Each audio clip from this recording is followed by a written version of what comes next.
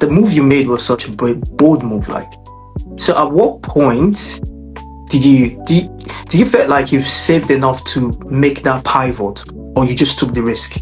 Because it's most times it's quite easy for people to say 9 to 5 to entrepreneurship, but there's so much that comes with you building your brand. Like, now we want to understand. I'm gonna go. What gave you the confidence to say, okay, what gave you that confidence, like, to make that move? Like, what was it like?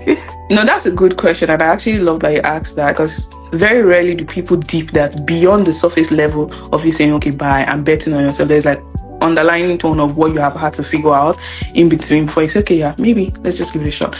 I think the first thing was definitely I had money saved up. Prior to that, before quitting, I worked 2 jobs. I was working like a dog alongside building my brand. So I worked actively, and I was saving intentionally because I knew that, okay, I wanted to take a chance on myself. So it wasn't a case of like I quit and I didn't have money, or I didn't have rent money. My rent money for the next 18 months each was figured out already.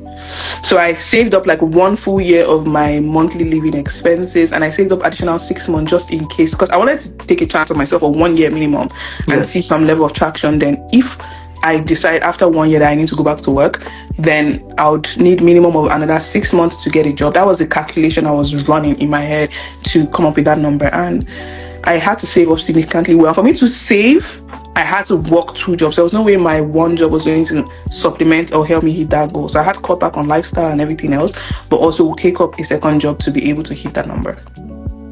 Then second thing was, while that was going on, I was also actively building my brand. Like, okay, what am I actually betting on? I'm betting on myself, but what do I have to bring to the table? What do I have to offer that I would get paid for? So I was working on my brand, building my presence. It took a lot of work. I'm not gonna say it's easy, but I knew that there was going to be an end goal. There's a mission as to what I'm doing, and then eventually I can take a chance and see how it go from there. But yeah, does it clarify things? Beyond the money, it does. 100%. The money is good, but also because sometimes people say, oh, you just quit your job just like that. I didn't quit when my brand was just starting out. I didn't quit when I just said, oh, I'm creating a YouTube channel. I quit when my channel was already, or my brand was already getting not significant, but certain level of traction, certain level of outcome already. I wasn't quitting and starting off afresh as a beginner. I already had somewhere that I was going to.